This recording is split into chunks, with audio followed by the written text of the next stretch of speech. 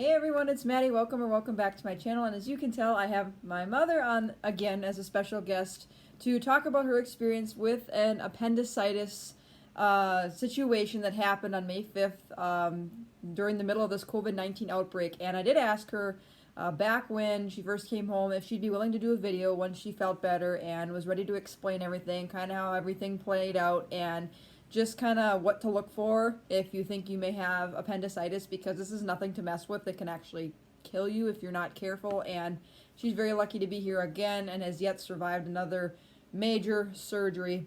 So anyways, I'm not going to go into too much more detail, but like I said, I promised I'd get on here and do this. So from the rest of this video, I'll let her explain things, and if there's something that I remember or added in, I will chime in, but you will be hearing her voice for the rest of this video. So with that, I will have my mom take this video away. Go ahead and share your story about your appendectomy. Hi everybody on Maddie's channel. My name is Julie and Maddie's my daughter. I'm blessed and she is a good kid, I'll tell you, a good young lady.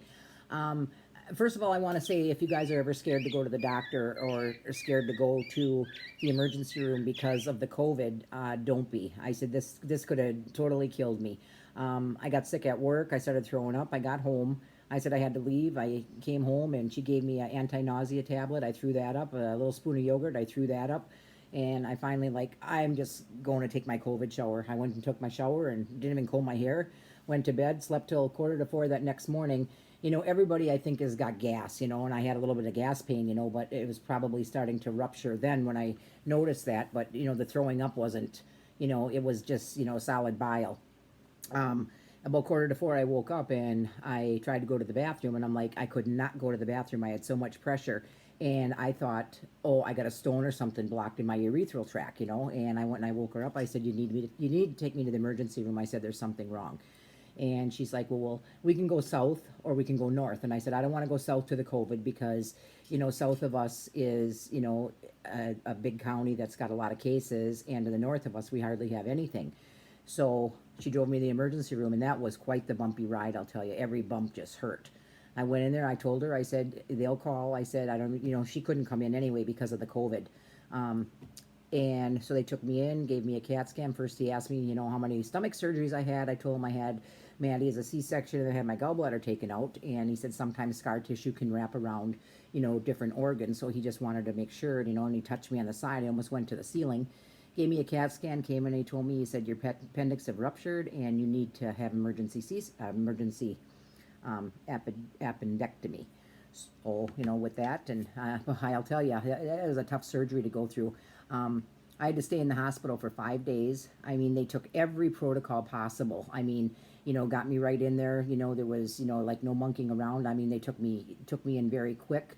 I mean, temperature check, everything. I felt, to me, the COVID wasn't even there because, I mean, that's the way they were operating. It wasn't nothing out of the norm. It wasn't abnormal.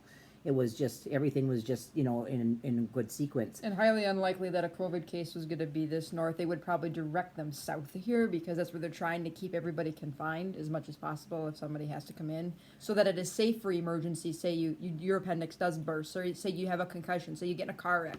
They want to keep you safe and get you away from the COVID patients. So yeah, so anybody, I mean, if you got any symptoms of anything, the emergency room probably is the most cleanest and safest place to be. I did have my surgery, and he came back in, and they had taken blood work, and he said, my white cell blood count was at 20,000. Average is, 8 to 10,000.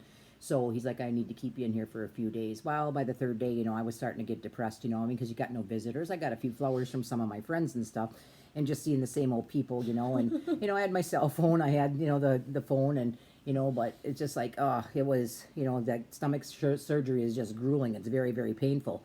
And I don't know if anybody's had stomach surgery. When they go to do it laparoscopically, they blow you up with a lot of air, so gassy. yeah, this gas, like you're 9 months pregnant, and it's like, it's really hard to get out, so it was a painful surgery. And then by the third day he came in and he said, your white cell blood count is really high. I need to keep you in here for a couple additional days. And I'm like, oh boy, I said, I'm getting depressed and I wanted to be out of here.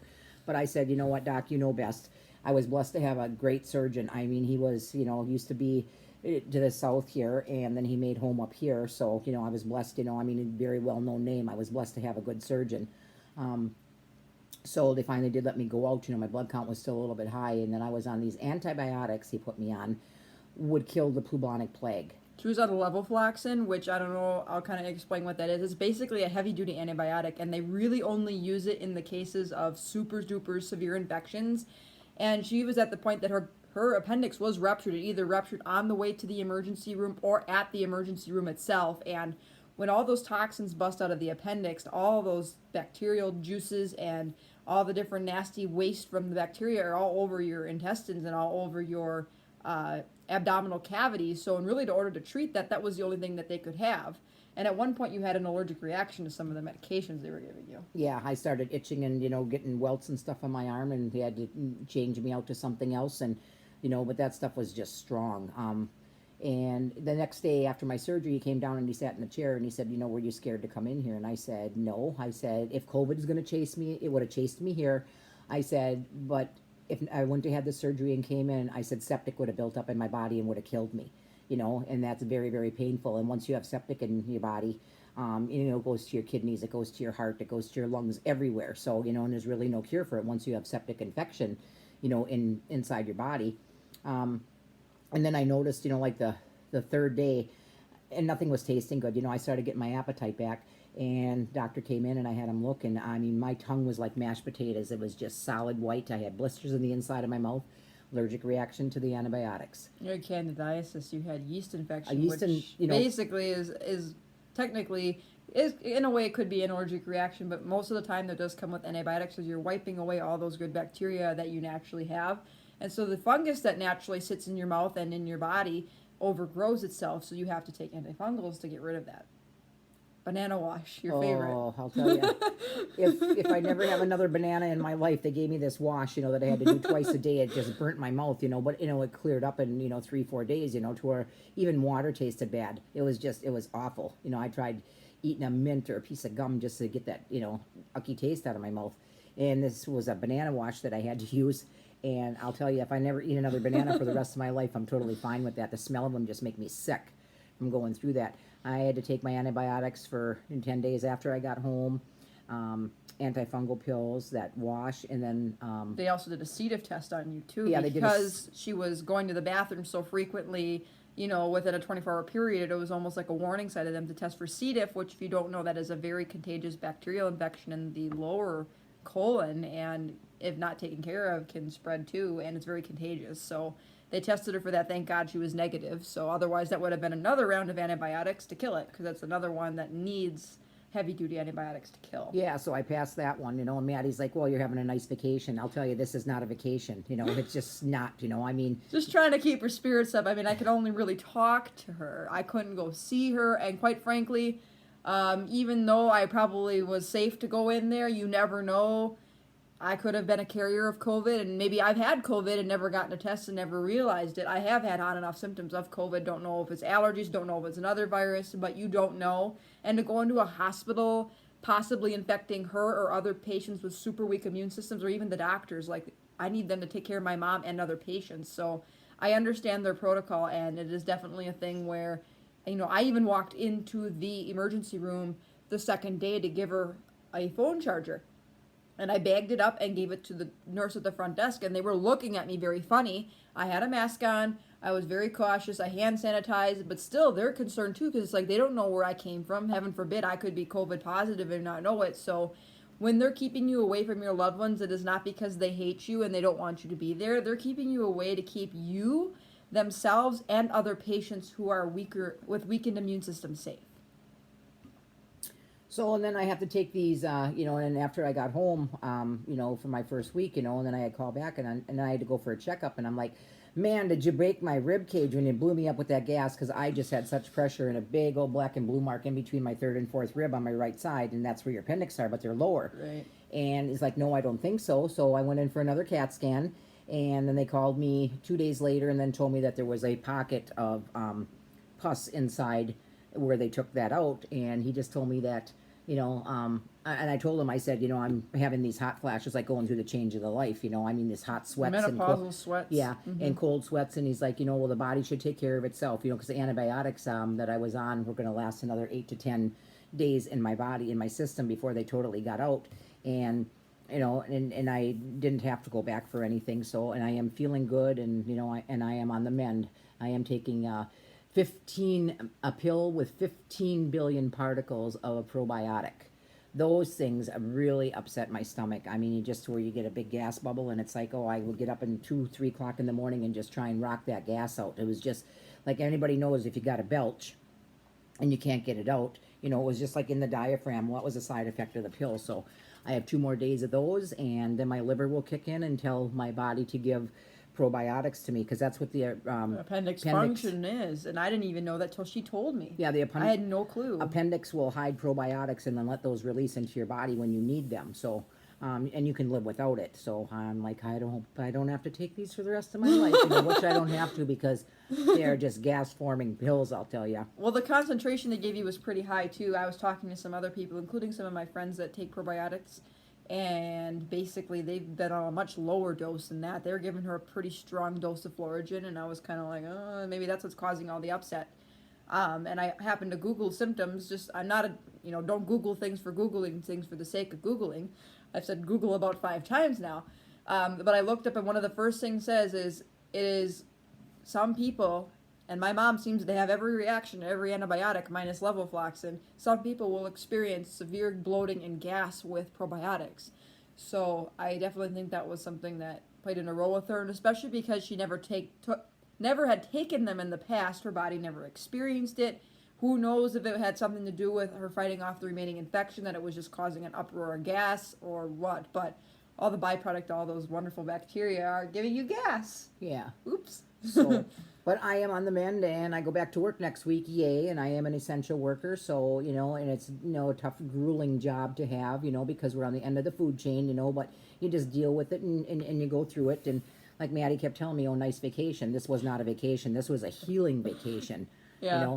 I was just trying to make light of the situation, and, quite honestly, when she woke me up at 5 o'clock in the morning saying, Maddie, my pain is really severe and it's on my lower right-hand side and I'm not feeling better, I told my mom, literally, I'm like, I believe it's your appendix. We should go in. I guess I guessed right or something, but thank God anatomy helped me out in that aspect. But when they finally diagnosed her with that in the morning and they had called me, of course, I was a little bit worried, but I really wasn't as worried knowing that they caught it, it's fixable, and that she's been through laparoscopic and brain surgery before. So I told her literally on the phone before she got knocked out, I said, this is a walk in the park for you. This is a cakewalk compared to what you've been through, and you're going to be just fine. And I got a call an hour and 10 minutes later. Surgery was super quick from the doctor himself saying it went well.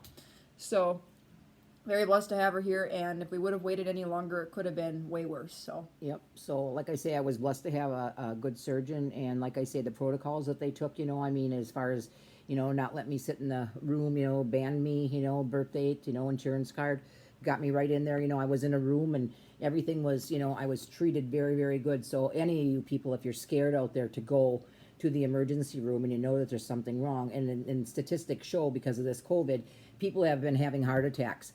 And waiting and not going, and then damaging their blood vessels in their heart, So guess what?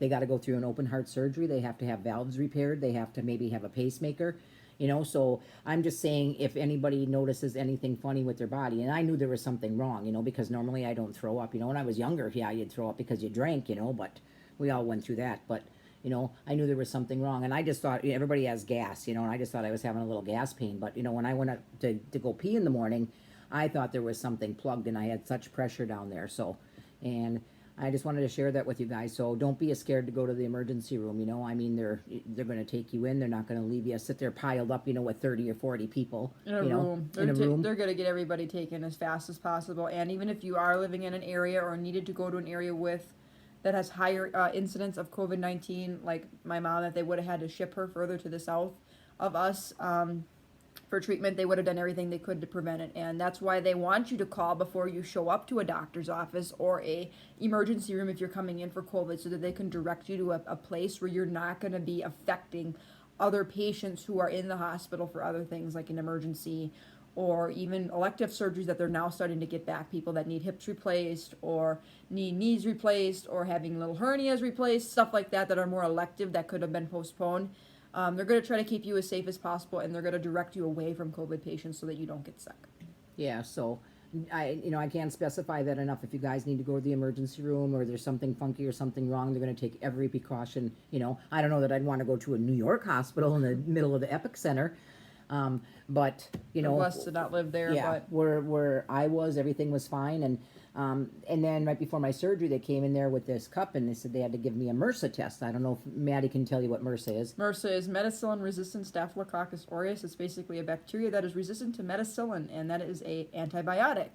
And it is a very, very, I guess you could say, virulent infection. If you get that, it's very hard to beat because it's resistant to a very high spectrum, broad spectrum antibiotic, and they will screen you for that when they put you into the emergency room. I was screened for it when I was diagnosed with type 1 diabetes, and they stuck me in the ICU.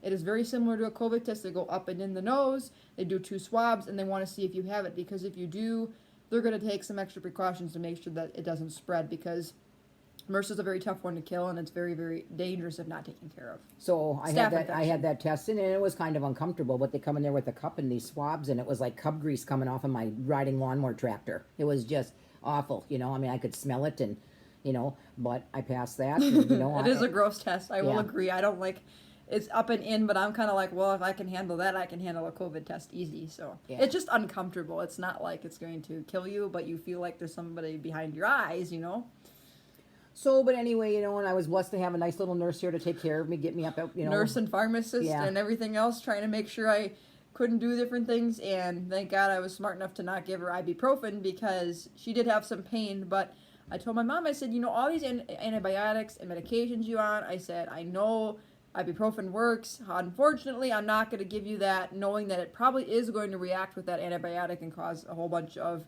other reactions that we don't need. So I was only giving her Tylenol until she finished her antibiotic. So be aware that if you're going to be giving anything for pain, make sure you get it approved by a doctor, or stick with Tylenol, because that's not going to react with anything. And always talk to your doctor first. But I knew for a fact that they said it was okay for her to take Tylenol, because that's what they said at the hospital. And knowing the background that I have with pain medications and stuff, they're only really going to give you Tylenol when you're on a whole bunch of other meds, because the acetaminophen does not react with other chemicals in pills. So anyway, you guys, I'm on the mend, and I thank Maddie for letting me be on her channel, and I just wanted to share that with you. And please, please, please, if you got any symptoms or you need to go, just go to that emergency room, and they're going to help you and take every protocol that they possibly can. I wasn't, I knew the COVID was out there, but I wasn't, startled or scared in the least, even to go into that. When I had to tell Maddie, I said, you just go home. I said, they'll call you, and they took every precaution they possibly could. I felt very, very comfortable in there. I didn't care to stay in there for 5 days, but I knew I had to. So there was no stairs, no lifting anything heavier than a gallon of milk for like a week, basic stuff like that. And even we played that game for another week after. And also keep in mind, if you're on antibiotics, take the full dose and do as they prescribe. Finish all your medications, because then you could have antibiotic resistance and you could get a worse infection that can't go away. So follow your doctor's protocols. Absolutely keep on top of that kind of stuff, because infections could get worse and they can spread and cause more damage than you already have. So keep that in mind. Yeah, but who would have thunk? I mean, I thought it was gas. Who would have thunk that my appendix would have ruptured and bursted? Totally, took like I had a feeling it was something like that, but blew me out of the water to know that I was on the right track with figuring out what it was. And I'm very glad we took her in and got everything straightened out. Like I said, as a matter of fact, I'll talk about this in future videos, but I feel more comfortable going to the county that is south of us with thousands of cases. Well, you got to think about it. These thousands of cases really built up about 2 months ago, so most of these cases are probably recovered or closed by now. But I feel more comfortable going into a county with higher levels of COVID-19, because people are taking, most people, not all, I'd say the vast majority of people are taking the precautions necessary to stop the spread. They're washing their hands, they're keeping their distance, they're wearing a mask, they're being courteous of others, they're doing only essential running if need be, and different things like that. Whereas up here in the county north, we only have about 38 cases. We actually have a new case today. I just looked up, and a lot of them are actually in these towns that I live in. I don't feel as comfortable staying in stores up here, because we're such a small county or such an unpopulated county that people think that COVID is not here. Oh yeah, it is. And if people aren't taking the precautions, a small county like this with several small rural communities could have a huge outbreak. So I don't like to go in stores here, and I don't want to go in stores here. So I actually head to the county where my school is in and where the big, huge breakouts are. It's like, I feel more comfortable there because people are taking the precautions. So continue to take your COVID-19 precautions, even though our lockdown or you're safer at home or whatever you want to call it is over. Be cautious with who you are spending time with. Be cautious about where you're going. And if you have to go somewhere, please be courteous of others. Don't just think about yourself. I'm thinking about maybe an 85-year-old lady who may have cancer, and all she wants to do is pick up her groceries and go home. I'm going to wear a mask to prevent the spread maybe to someone like her. I even think about my mom or anybody who had recent surgery. Your immune system's going to be down for a little bit. I thought about staying, I got to think about what I'm doing to stop the spread to her. Same with her as an essential worker. She's got to think about what she's doing in relationship to her customers and her family members here too. So please continue to take your COVID-19 precautions. Please continue to stay safe. And I understand a lot of you have to go back to work, and I get both sides because the economy's hurting. You need to get back to work. We need to get this economy rolling. I'm going to get back to school here. But understand that there's going to be a new normal with masks and social distancing as much as reasonably possible. And keeping up on your hand hygiene and hand washing. It's just like any other disease in that aspect. So continue to do that and continue to be courteous. Don't be courteous, don't think about yourself, think about other people. And when you think about everybody as a whole, and if we all work together to protect one another, we're going to slow the spread and we're going to stomp out this monster. So Yep, and again, don't be scared to go to the emergency room. That's what they're there to help you for, and they tremendously helped me, without this surgery and without knowing what was going on. Like I say, I could have built up with septic infection, and I would have suffered, and there's no cure for that, and I would have died. So I'm thankful and blessed that I went, and I'm thankful and blessed for my daughter that took good care of me, and thanks for letting me be on her channel, okay? Yes, thank you for coming on here and sharing your story with your appendectomy, and I'm sure a lot of people are going to find this interesting. And if you have any questions for my mom, feel free to leave them down below. I may bring her on and have her answer a question, or bring her on a live stream to kind of see how she's doing. Today is actually 4 weeks post-surgery for her, and like I said, she's back to work next week, Monday, June 8th, and today is June 2nd. I will actually be making another video update here. A little incident with my dog, but she's okay. I will save that for a separate video and explain what happened with her. So anyways, I hope you guys enjoyed this video. If you did, give it a big thumbs up. Feel free to hit that subscribe button down below. I post videos as much as I can about diabetes plus more. Stay tuned. Like I said, I have a lot of videos planned out, and I'm going to try to continue to get that vlog from April 16th up. No guarantees, but I'm going to do my darndest to get that up because I think I really gave an interesting perspective on safer at home and handling dental hygiene, school, and COVID-19. So until next time for another video, take care, God bless, be kind, spread positivity, and be thankful. And don't forget to go to the emergency room if you need to. Absolutely. Bye everyone. Everybody.